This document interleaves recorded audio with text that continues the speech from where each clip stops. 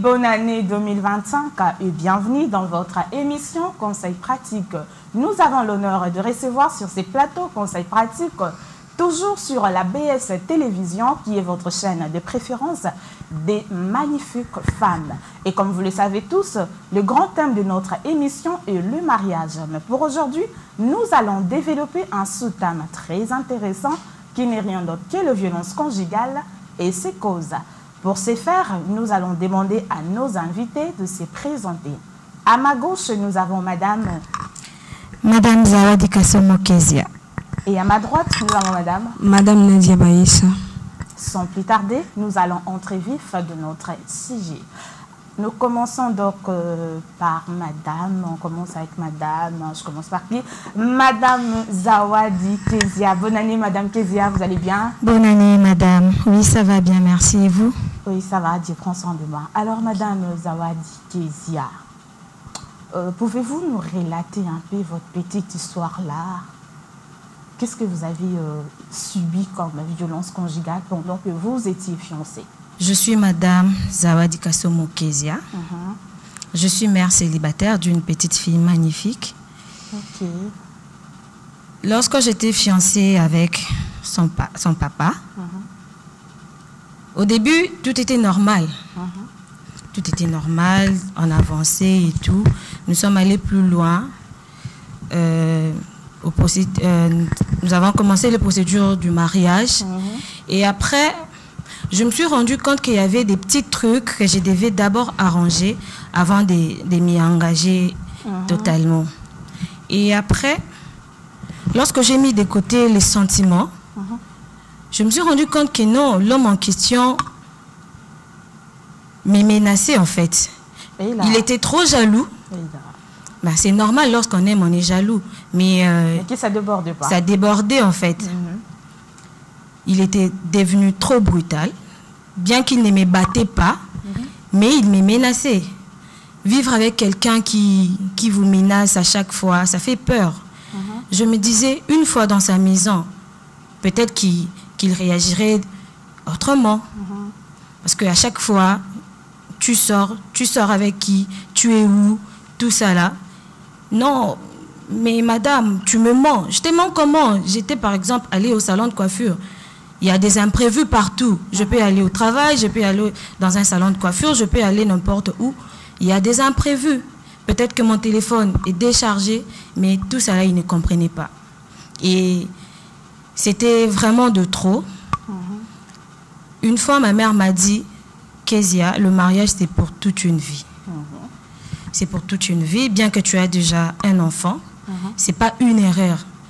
L'enfant, c'est une bénédiction. Qu'il soit dans le mariage. Voilà, l'enfant, c'est une bénédiction. Le monde va toujours parler. Nous, la famille, nous allons parler. Nous allons toujours dire que non, elle a eu un enfant, elle a laissé son homme peut-être pour être libre. Ça se dit toujours. Mais ton bonheur compte avant tout. Donc, il faut faire un bon choix. Et un matin, je me suis réveillée, je me suis dit, ben, on arrête là. Parce que je ne pouvais plus supporter les menaces. Ça détruit psychologiquement. Tu te réveilles, du coup, en fait, 2 fois, on était là en train de parler, mais j'étais trop sérieuse. Nous savons tous que dans un couple, ce n'est pas une armée. 2 fois, on blague. Mais avec lui, ce n'était pas comme ça. Avec lui, j'étais trop sérieuse. Parce que je ne savais pas quand est-ce que ça pouvait barder. Je ne savais pas quand est-ce que ça pouvait barder, qu'est-ce que je pouvais dire qui pouvait les mettre en colère. Parce que vu qu'il me menaçait déjà, j'avais peur qu'il les mette en pratique. Et j'étais devenue frustrée. Pardon, madame? Donc, c'est-à-dire vous touchez au corps, vous battre et tout, vous avez peur de ça? J'avais peur de ça, oui. Bien qu'il ne l'avait jamais fait, mais j'avais peur qu'une fois dans les mariages, qu'il me batte. Mais déjà, les menaces là, c'est aussi une violence, non? Oui, hein, c'est aussi une violence. Mais franchement, j'avais peur. Quand tu as quelqu'un à tes côtés qui te menace à tout moment, on a même peur de la dénoncer, tu vois. Quand il y a une personne qui est à côté de vous, qui vous menace, vous avez même peur de la dénoncer. Vous voyez un peu, j'avais un peu peur, mais lorsque ma mère m'a encouragée, en tout cas, je me suis dit, je ne peux pas rester là en train de subir ça, parce que je ne le méritais pas. Et si maman n'était pas là, qu'aurais-tu fait? En tout cas, je ne sais pas. Je ne sais pas, je ne sais pas. En tout cas, j'ai eu de la force le jour où ma mère m'a parlé. Ah, d'accord. Voilà. Alors, Madame Baïssa, vous, en tant que corps médical, qu'est-ce que vous avez à dire par rapport à ce que Madame Kassomo vient de dire? Parce qu'on a 3 sortes de violences. Nous avons la violence physique, verbale et psychologique. Verbale, il y a aussi de la haine, il y a aussi des mauvaises paroles, comme Madame Kezia l'a subi avec son ex-fiancé. Et vous, en tant que corps médical, qu'est-ce que vous avez à dire? Parce que ça cause aussi des problèmes, non? Ça peut causer une malaise. Par exemple, la femme peut être enceinte. À cause de ces menaces-là, la femme peut faire une fausse couche. Vous avez quelque chose à dire en tant que corps médical? Oui, déjà, bonne année à tout le monde. Comme je disais tout à l'heure, je suis Madame Nadia Baïssa. Je suis docteur, quelque part dans un centre quelconque dans la ville de Kinshasa. Oui. Déjà, entendre l'histoire de notre Madame Kezia, ça fait un peu chaud au cœur de voir qu'il y a des femmes aujourd'hui qui subissent ça. Ouais. Et il est difficile de voir ou d'entendre quelqu'un qui dit que quand on parle violence conjugale, les gens voient les coups. Les gens voient, je ne sais pas trop quoi, j'ai été tapée, j'ai été tabassée et tout ça. Le toucher au corps seulement ne fait pas partie seulement nécessairement de violence conjugale. Mais aussi, il y a le verbal, il y a le physique. Le physique, c'est-à-dire l'attitude même de la personne, en fait. Ça fait que une fois même tu sens, tu vois la personne auprès de toi, ça crée quelque chose en toi qui fait que déjà, tu t'imagines au fait la seconde qui suit, on ne sait pas quand, on ne sait pas comment m'y prendre avec la personne. Ça fait que ça crée un blocage au fait vis-à-vis de la personne soi-même, la victime au fait. Et c'est ce qu'on dit, donc vous verrez même la morale de la personne. Ça fait que la confiance en soi, ça peut partir. Ça fait que quand ça continue, ça prend un long moment. Donc ça devient un moment prolongé. Ça fait que la personne pourra même aller plus loin, avoir des aptitudes suicidaires. Et ça peut créer aussi des états de stress post-traumatique. Ça fait que même quand tu entends même la personne, donc il suffit pas qu'il te donne un coup, en fait. Il suffit pas qu'il te donne un coup. Donc il suffit seulement de savoir que la personne est présente, en fait. Ça crée directement un problème. Ça fait peur. Ça fait peur. La plus grande des choses qui arrive d'abord, ça fait peur. Et quand on voit une femme enceinte, avec tout ce que le stress d'abord que l'organisme de la femme subit avec une grossesse, ça fait que une stress de plus, en tout cas, ça va créer un désordre dans le corps de la femme. Ça peut l'entraîner jusqu'à faire un avortement, une attendue. Et les bébés n'auront pas de problème? Si, les bébés aussi auront de problèmes. Ah, donc il y a des bébés qui naissent avec des problèmes. Tu vas avoir un enfant, mais il est tout le temps soucié. Voilà. Il met toujours sa main comme ça. Voilà. Puisque déjà, avec la science, on nous dit déjà une femme enceinte à 4 ou 5 mois de grossesse, ça fait que l'enfant à l'intérieur de son ventre sait déjà comprendre et distinguer les personnes qui entourent sa mère. Et là, ah bon? Les langages que vous empruntez, l'attitude que vous avez, et du coup, la maman, l'attitude qu'elle a, ça influe directement sur l'enfant. Si ça fait qu'une personne qui fait peur à sa maman, du coup, quand l'enfant sort, l'enfant n'a pas besoin qu'on la présente, au fait.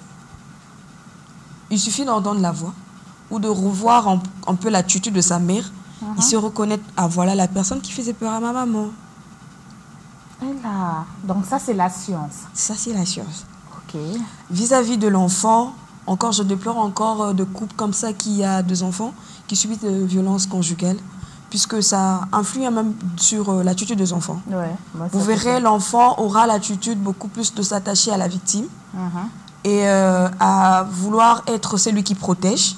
Or, en être plus faible que la victime, ça fait que ça crée un danger pour l'enfant. Vous verrez, après peut-être séparation, ou peut-être que l'enfant, la maman s'est dit, bon, je reste là. Puisque, au fait, le fait d'avoir peur de la personne, ça fait déjà que on se dit, est-ce que si j'en parle, quel montant, est-ce que quelqu'un me croira? Et surtout que cette personne-là, s'il a l'attitude de l'homme fort, au fait, puisque la personne qui fait subir à la victime cette situation, c'est au fait, lui, le garrot, au fait. Il est l'homme fort, il est là, donc c'est lui qui fait la loi. D'où il sera la bouche entendue. Et deux fois, quand ça atteint un certain moment, un certain niveau, tu vois la victime avec des crises qu'elle aura peut-être présentées, avec ces stress-là et ces états de stress post-traumatiques. L'homme fort, donc il prend ces temps de crise-là pour lui comme arme, quoi. Pour un peu encore déstabiliser la personne, pour se rendre encore, pour faire voir encore la personne que non, certes, là, je suis l'homme le plus fort. C'est moi qui mène tout. Vous retrouvez là, vous êtes en train de vous dire que non, voilà, c'est exactement ce qu'on me faisait, voilà. Apparemment, madame m'est complète, en fait. Je me retrouve, en tout cas.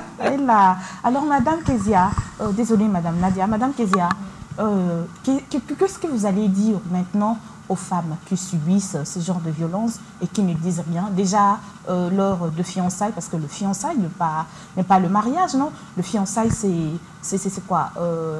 On appelle ça quoi? Kangaluparwa, en Lingala.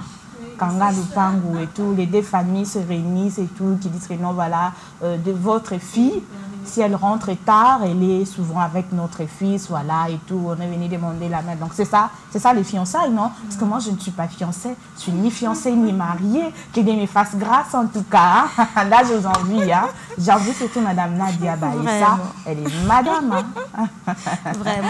Alors, vous avez quelque chose à dire aux femmes, aux filles qui aspirent au mariage, mais qui ont des fiancés un peu comme votre ex-fiancé? En fait, les comportements, le caractère, voilà. Parce qu'on épouse les caractères, n'est-ce pas, Madame Nadia? On épouse les caractères. Alors, qu'est-ce que vous avez à dire aux femmes-là qui aspirent au mariage, mais qui ont les fiancés, qui ont des fiancés, pardon, comme un peu le vôtre? Comme conseil, en tout cas, je demanderai aux jeunes filles qui inspirent au mariage. Vous pouvez regarder la caméra, s'il vous plaît. Voilà. Comme conseil, je voudrais parler aux jeunes filles qui inspirent au mariage. Comme vous venez de le dire, le fiançailles, c'est un processus... bon, pas un processus, mais c'est une période qui nous permet de connaître très bien la personne avec qui on vit. Donc, il faut prendre son temps. Il faut prendre son temps. Des fois, il faut mettre les sentiments de côté. Il faut prendre son temps. Il ne faut pas laisser l'amour primer au-dessus de tout. Il ne faut pas être là en train de tout accepter. Il ne faut pas être là, bon, pas la peur, mais... genre, j'accepte seulement parce que si je ne dis pas non, il ne va pas m'épouser et tout. Non, non, non, non. Il faut savoir ce qu'on veut. Tu veux le mariage, il faut prendre ton temps parce que le mariage, c'est pour toute une vie. Il faut prendre son temps. J'ai mon partenaire. Bien que je veux à tout prix me marier avec lui, je veux passer le restant de ma vie avec lui. Mais est-ce que, avec ce petit comportement-là qu'il affiche là, je pourrais peut-être supporter cela. Si c'est le moment de changer, c'est maintenant qu'il faudrait le faire. C'est maintenant qu'il faudrait en parler. Papa, je veux ça. Papa, s'il te plaît, essaye de changer. Essayez d'en parler. Essayez d'en parler, s'il vous plaît. En tout cas, je ne souhaiterais à personne de vivre ce que j'ai vécu. Peut-être avec moi, il ne me battait pas. Mais avec ce que j'ai subi, ça m'a en fait détruite. Si ma mère n'était pas là, je ne sais pas comment est-ce que j'allais m'en sortir. Il y a des femmes qui supportent tout ça. Hein. Il y a des femmes qui se disent que non, voilà, moi je veux juste le mariage et puis bon, je veux que les gens me voient mariée. C'est une erreur. La bague là. C'est une erreur. Je suis madame Madame, vous êtes Madame qui? Je suis Madame Kilima. Ah, Madame Kilima, faire un peu genre là sur TikTok, un peu des vidéos de selfies, je suis Madame Kilima. Ça fait un peu genre, non? Mais il y a des femmes qui supportent ça, même dans le mariage, non? En étant mariée déjà, moi je dis, excusez-moi en tout cas, moi je dis que l'étape des fiançailles, c'est vraiment une étape de beaucoup d'hypocrisie. Hein. Il y a beaucoup trop d'hypocrisie là. C'est-à-dire que la femme cache son mauvais côté. Et l'homme également. C'est-à-dire que la femme s'est dit, si je montre mon mauvais côté là maintenant, peut-être qu'il ne va plus me prendre en mariage. Voilà. N'est-ce pas, Madame Nadia? Oui, ça arrive pareil? Dans la plupart Vous avez fait des pareil? cas. Je ne pense pas. Hein. Ah, non, je ne crois pas. Ça, c'est vrai? Je ne pense pas. C'est vrai? Mais bon, moi, je me dis, peut-être c'est le changement vient au bout de ce qu'on veut, on vit, en fait, avec la personne. C'est comme, dirais-je, on peut aussi se faire rencontre à un homme, tu te dis, en tout cas, c'est le meilleur. Pendant le fiançailles, il te montre l'homme le plus doux. En passant, moi, c'est après que mon mari, que je salue en passant, Papa Kilima. Papa Kilima. Au fait, c'est après qu'il soit venu se présenter chez nous, qui m'a offert le premier cadeau de notre rencontre. En fait. Ok. Au fait, avant, c'était genre, bon, ça passait comme ça. Hein. Et c'était beaucoup plus qu'il offrait. Okay. Mais juste après, un 22 décembre, du coup, un 27 décembre, je vois monsieur, oh non, madame, j'ai quelque chose pour toi. J'étais étonnée là, je dis, oh là là, ça commence. Tu vois, quand tu te trouves avec quelqu'un comme ça, tu te dis, oh waouh, maintenant ça commence à être sérieux. Or, peut-être la personne essaie un peu de cacher au fait la vraie de vrai au fait. Okay. Tu peux te retrouver devant telle personne, mais quand vous êtes au mariage, dans le couple, maintenant il s'est dit, c'est Anaki, elle m'appartient, et voilà maintenant l'homme est là. Ok. Peut-être dans le fiançailles, on n'a pas vécu ça. Madame Nadia, vous avez dit tout à l'heure qu'il y a 3 types de violences, non? Vous avez dit qu'il y a la violence verbale, physique et psychologique. Mais dans le verbal, là, vous savez, il n'y a pas seulement l'homme qui violente la femme. Vous savez, la femme aussi peut violenter l'homme. Bien sûr. Par ses dires. Bien sûr. Alors, qu'est-ce que vous aviez à dire? Voilà pourquoi j'utilisais beaucoup plus le terme de la victime. Parce que la victime n'est pas seulement la femme. La victime n'est pas seulement la femme. Puisque quand il y a 2 personnes, il y a toujours l'homme fort, il y a toujours celui qui subit. En fait, celui qui subit n'est pas nécessairement la femme, dirais-je tantôt. Puisque on se revoit avec des femmes aujourd'hui qui te... au fait. Donc quand il te donne un mot, tu te dis, oh waouh, qu'est-ce que je suis en train d'entendre là? C'est quoi qui passe là? Donc tu te demandes, mais waouh, est-ce que c'était la même personne il y a 10 minutes? Tu vois, il y a même des... l'impression de rêver là. Tu te demandes, en fait, est-ce que c'était la même personne au fait? Et du coup, quand ça prend une certaine allure, et l'homme aussi prendra son attitude, l'attitude là aussi, ça veut dire que l'homme aussi a subi une violence quelque part. Ça va crier, ça va changer son comportement. Ça va faire que certaines choses qu'il pouvait faire avec facilité ou avec amour, il a du mal à le faire parce que avec les traitements de la femme, et surtout on vit ça beaucoup plus dans des couples où peut-être la femme gagne beaucoup plus que l'homme. Au sala aninya. C'est ça. Ngana lingana tala sheko ko yo tchela nga info sport. Ça. Wali boma. Tu Ça. vois? Elle dit, monsieur, c'est quoi ça? Hein? Celle qui paye l'abonnement veut regarder chez Coco et puis toi là, elle dit, mais moi chez Coco là. Tu vois, à chaque fois que ça continue, ça commence à frustrer l'homme. Et c'est certaines attitudes comme ça, tu verras, quand un homme qui ne veut pas rester faible, étant dans la nature de l'homme, il va peut-être commencer à se défendre avec les coups. Et l'environnement, les amis, la famille verront que c'est l'homme qui bat. Ok. Or, c'est parti d'abord par ce que l'homme avait subi. Il en avait assez. Il s'est dit, bon, comment me défendre devant ce cas? Ok. Et quand il s'est dit, bon, peut-être qu'il a essayé de parler avec peut-être des actes, en étant un peu encore plus doux. Et la femme prend ça pour faiblesse. Elle continue, elle prend ses ailes. Et l'homme commence à battre la femme. Ok. Ok, j'ai compris. Merci beaucoup, Madame Nadia. Madame Kezia, nous vous disons un grand merci d'avoir accepté notre invitation, de venir en tout cas partager avec nous, bien que ce n'était pas facile tout au début, ce que vous avez vécu avec votre ex-fiancé. Moi, je vous dis courage. Que le Seigneur vous accompagne, que le Seigneur vous aide. Maintenant, nous allons recevoir Madame Eunice.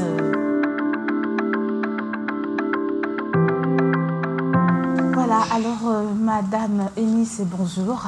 Bonjour. Bonne année, Madame. Vous êtes toute belle. Hein? Merci. Vous allez bien? Très bien, merci. Alors, dites-nous un peu, quelle solution peut-on avoir pour lutter contre les violences conjugales au pluriel? Déjà, les violences conjugales, c'est lui qui subit, la victime. Le premier handicap, c'est d'abord le mal de dénoncer son agresseur. Okay. C'est là où commence le problème. Okay.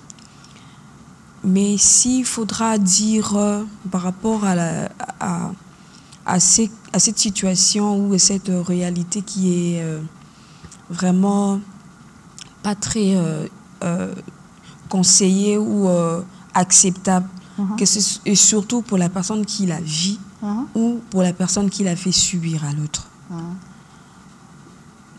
Déjà, pour la personne qui subit, la victime, la guérison commence par le premier pas est de en parler.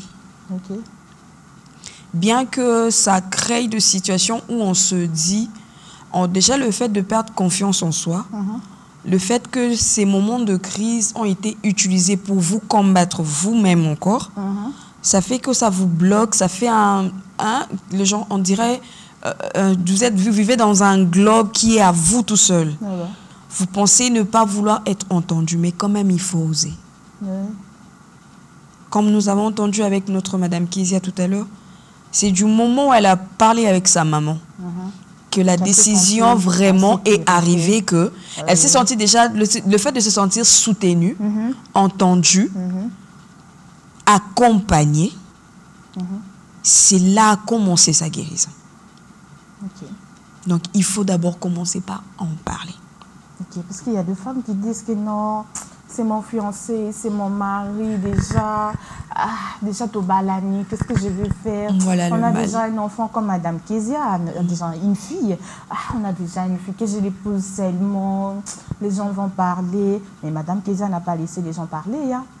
Voilà. On s'est dit qu'on ne vit qu'une seule fois, on ne vit qu'une seule fois, parce qu'il y a deux femmes, Baku Farakaraboy, Kolo Yerufanda, Yako Kamawa, Yako Zarakino, Abalakinga déjà et tout, mais bazo encaissé ma kamoko boye, bazo le batté, parce que babon baramabete, hein, Madame Nadia. Oui, babon c'est ça. Bakamabete, Kobo Mamabé, en tout cas, moi j'ai une petite histoire. Hein? J'ai une petite histoire, je vais vous relater ça. Voilà, j'avais une amie, elle était mariée. Je crois ça doit être en 2020, hein, 2020, parce que moi je ne suis pas encore mariée, je vous l'ai dit tout à l'heure. Elle était mariée depuis 2020. Alors, elle subissait ce genre de violence. Son mari la battait, son mari l'insultait même devant leurs enfants. Son mari l'insultait même son intimité devant les petits. Aujourd'hui, les petits, quand tu touches à ta maman, non, ne touche pas ma maman. Donc, les petits ont peur. Vous voyez, donc le papa a mis quelque chose donc, dans la tête de son enfant. Donc, voilà. Alors, mon amie là a commencé à subir de violences, l'homme le battait et tout et tout. Bon, elle se disait de ne pas en parler. Qu'est-ce qu'elle disait? Non, c'est mon mari. Abalenga déjà et tout, on va essayer d'en parler. On a remarqué ma bise. Tu peux l'appeler comme ça? Mère, c'est comment? Je suis en voyage. Donc, elle essaie un peu de découvrir son mari et tout. Alors, un jour, une de nos amies est allée la rendre visite chez elle. Donc, elle a trouvé... C'était grave. Hein. C'était grave. Alors on m'appelle, je lui dis, maman, c'est quoi? Tu as une famille. Tu as nous, tes amis qui sont là pour toi. Si tu ne peux pas en parler à ta famille, essaye au moins d'en parler à nous, tes amis, à nous qui sommes tes amis. Essaye au moins d'en parler aux parents. Va voir votre marraine, je ne sais pas moi, le parrain ou la marraine et tout. Oh, je sais pourquoi je ne le fais pas. Parce que déjà, et tout. Elle a commencé à pleurer. Je dis, maman, tu dois casser ce mariage. Donc, tu dois divorcer. Ben, je ne sais pas si elle a déjà divorcé.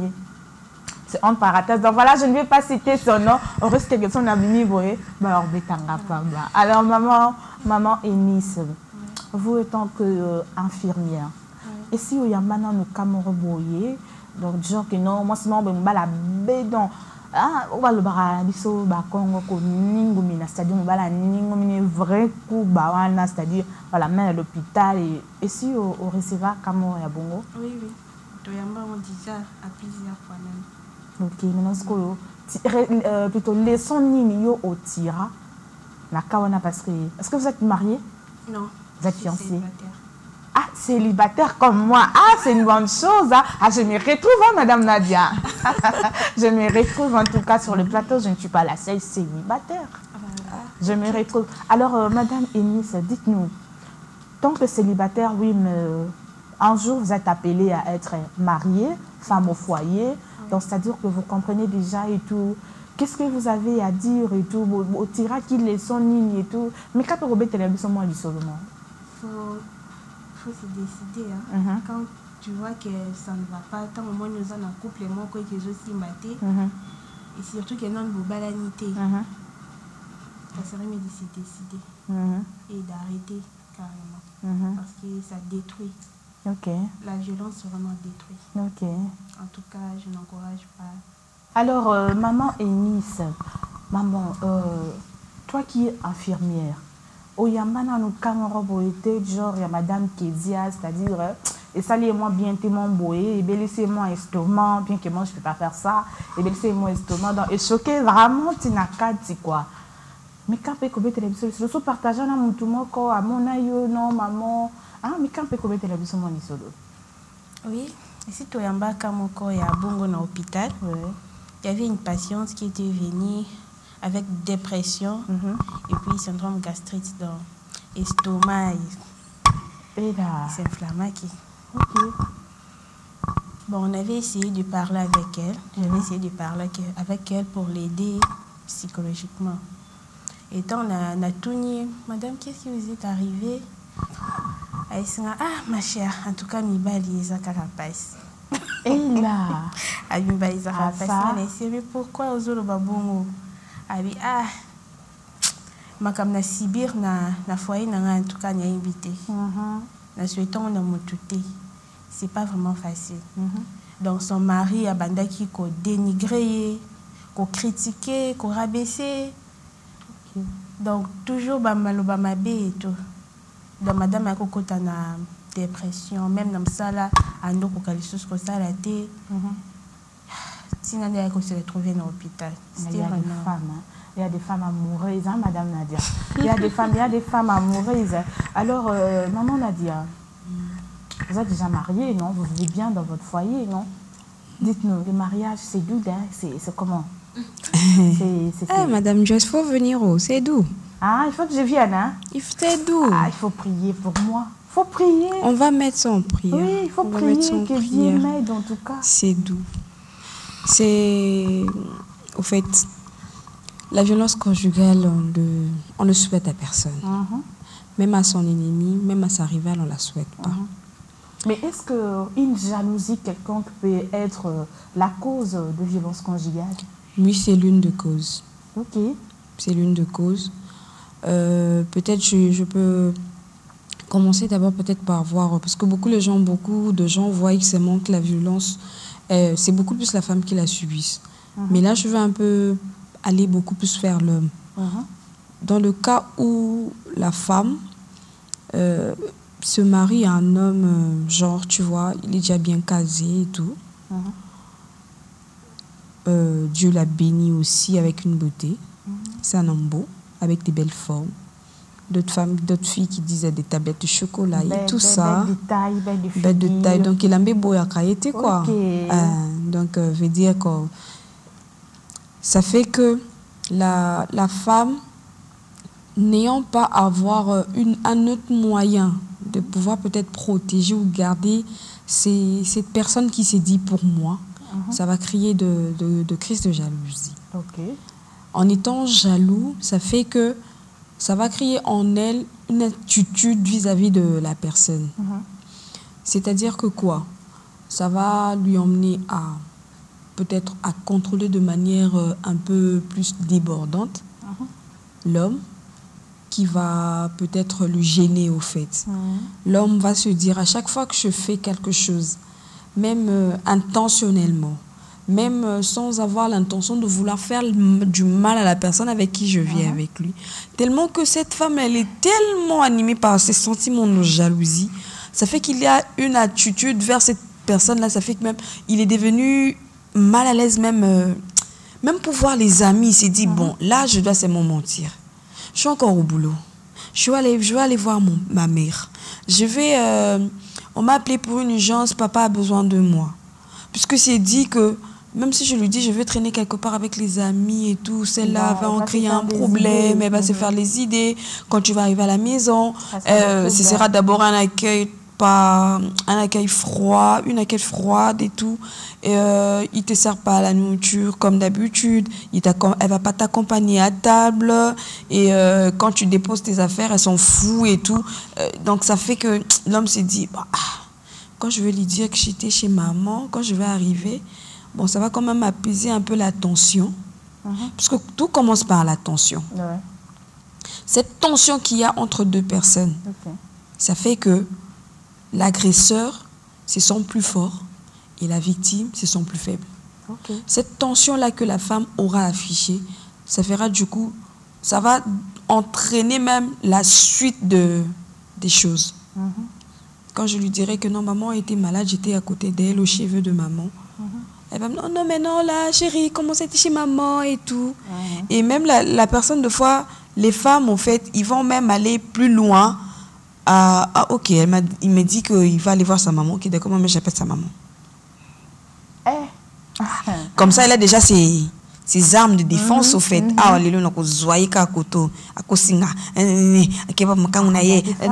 Du coup, tu arrives là, elle t'accueille d'une façon, tu te dis, hé Dieu, il fallait que je reste là-bas, non? En tout cas, le mariage, c'est compliqué. C'est compliqué. C'est compliqué, donc il faut tenir les coups. Il faut aussi être mature, n'est-ce pas, maman Eunice? Oui. Vous êtes très timide là, vous ne parlez pas trop, c'est votre façon? Oui. Ah, donc vous méritez un homme.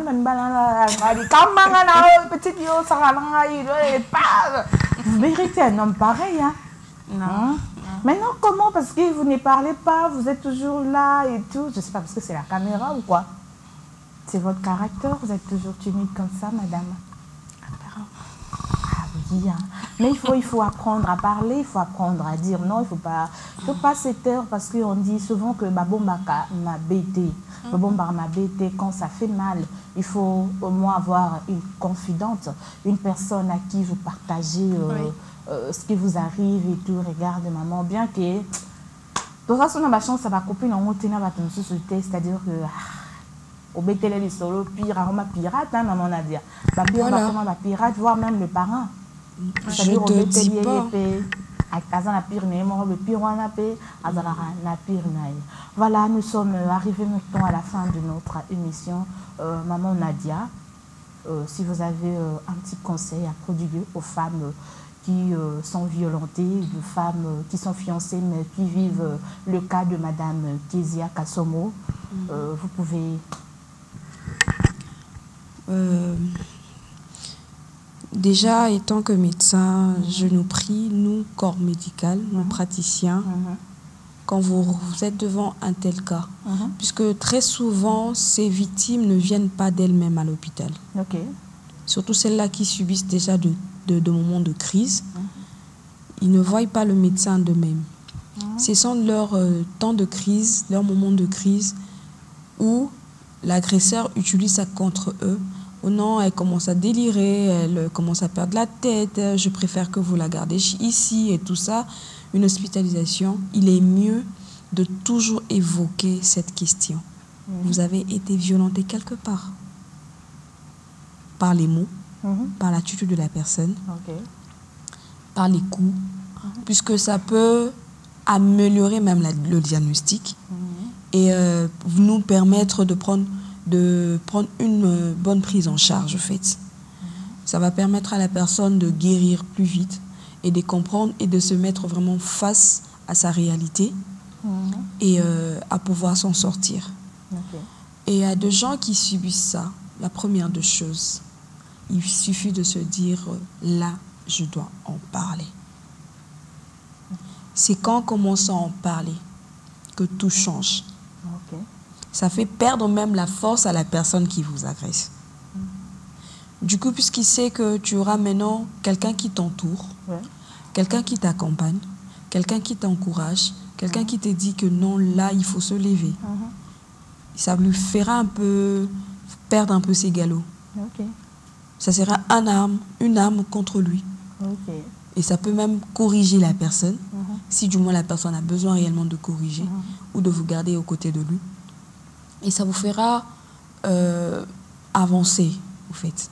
Puisque quand vous commencez à en parler et que vous avez des gens qui vous soutiennent, qui vous accompagnent, par les conseils, par les pratiques, vous guérissez. Et vous pouvez directement comprendre où vous étiez. Et maintenant, mieux voir où aller. Merci beaucoup, Maman Nadia. Maman Eunice, conseil au professeur Batou par rapport à Madame Kezia, par rapport à Kao Yambaki, au fait, un petit conseil pour ceux qui nous suivent. J'espère qu'on a déjà presque tout dit. Ce que je peux ajouter, c'est jusqu'à ce que mon quoi bon remarquant et que tu n'es pas à l'aise. Le mieux à faire, ça serait de parler, d'en parler. D'abord avec la personne. Si au moins qui est aussi batté et par là, le approche moi comme on ose ça la confiance. Parler avec la personne, peut-être la personne peut vous aider. Donc c'est un peu ça. D'accord, d'accord. Merci beaucoup, Madame Nadia. Et à Madame Kezia, je dis un grand merci parce que c'est pas facile, hein, c'est pas facile. Elle a quand même pris son courage en main de venir dire ça à la télé, de venir dénoncer son ex-fiancé. C'est pas facile, elle est courageuse. Et moi, je vais prier pour Madame Kezia, que Dieu lui prête main forte, que Dieu aide Madame Kezia. Qu'elle trouve mieux que son ex-mari, parce que faire un enfant avec une personne ne signifie pas seulement qu'on doit se marier avec cette personne-là. Donc peut-être que Nzambe a tchaki le papa de son ex-fiancé là sur son chemin pour aider quelque part et tout, parce que Négé a Koutani Nango, donc aider peut à comprendre Makamo Moussousou. Maman Eunice, je te remercie. Merci en tout cas d'avoir accepté notre invitation. Voilà, nous sommes arrivés à la fin de notre émission. Il y a Christelle Bouquet qui m'écrit ici. Bonne année à toi, ma chérie. Je vais te répondre plus tard. Bonne année à Madame Alliance Makassi. Bonne année à Maria Mungendi. Bonne année à ma grande sœur chérie, Lisa Pongo. Nous allons donc nous retrouver prochainement. Au revoir.